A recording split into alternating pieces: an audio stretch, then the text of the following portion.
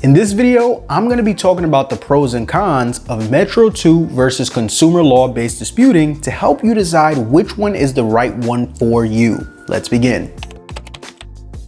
So Metro 2 is a method where you're challenging information on a credit report based on the way that it's being reported. You access it by signing up for a platform called Prodigy Surge, which is designed to formulate Metro 2 attacks on your behalf. When it comes to the pros of Metro 2, the first one is that it actually allows you to create future rounds of disputes in advance. With Metro 2 challenges, you can create disputes on the same credit report for up to 4 rounds. You're actually advised to do so in the event that an item reappears on your credit report after it's been deleted. This means that you can create the first 4 rounds of letters in one go, and after you process and mail out your first round of disputes, you can actually let the next 3 rounds sit in a folder on your computer and then mark your calendar for when the preceding rounds will be mailed out, which makes this extremely time efficient. Another pro about Metro 2 based challenges is that it's actually much easier to learn than consumer law. If you've been following my channel, you've probably seen several sit downs that I've done with Darain De Levante,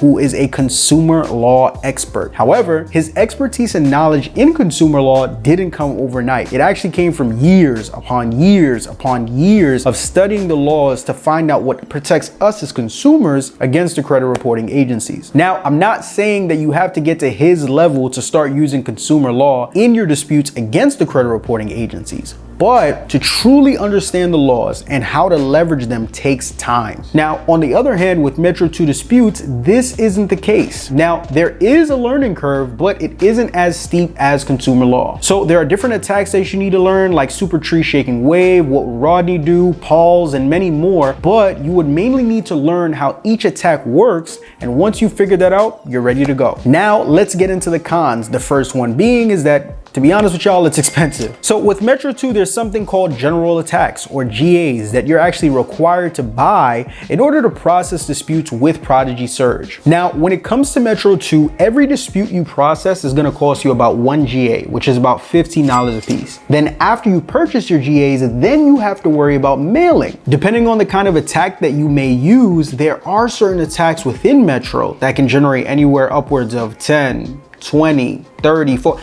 I've literally seen letters that have gone up to 80 pages within Prodigy Surge. It's absolutely insane. So when you take into account how much you would spend with paper, ink, envelopes, and stamps to mail these letters, the time that you would save from processing these disputes in advance now gets usurped by the time and money you are going to spend to process these disputes on the back end. That covers Metro 2. Let's dive into consumer law. But before we do that, if you haven't already, take a second, take a minute, take an hour out of your day right now. Just go ahead and subscribe to the channel to show this page some love. It really does help a lot. And if you're watching this video and you're in need of credit restoration yourself, you're not looking to do it and you're looking to hire a company, look no further than my own company, which is TakeOffFinancial.com. If you're looking to get your credit restored, head over to TakeOffFinancial.com to book your free consultation today. But back to the video.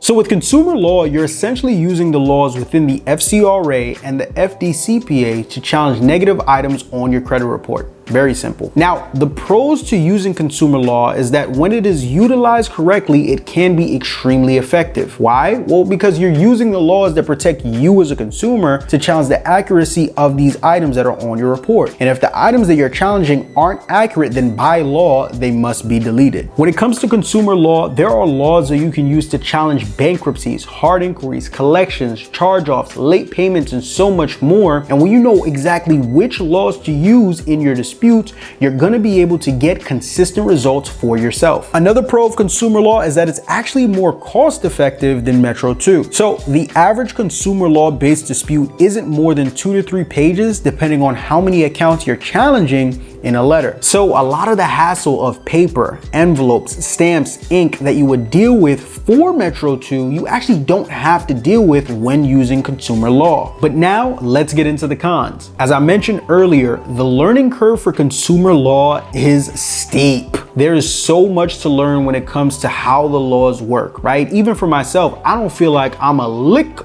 close to truly understanding the ins and outs of it all, right? And I have joined mentorship programs and signed up for courses that have definitely helped me to learn a lot more about consumer law, but ultimately it really is a journey that's never ending, and for some, that can be a very daunting thing to accept. Now, this next con can be applied for both consumer law and Metro 2, but I do believe that it definitely falls more on the consumer law side, and it is just that things within the credit repair industry are constantly changing. So the credit reporting agencies are always moving things around to make it harder for people to get results, and as a result, you're gonna have to stay on top of the laws if you plan on taking the consumer law route. This means that unlike Metro 2, where you can essentially use the same dispute flow over and over and over and over again, with consumer law, there may be times where you'll have to go back and make changes to your letters to ensure you consistently get the results you're disputing for.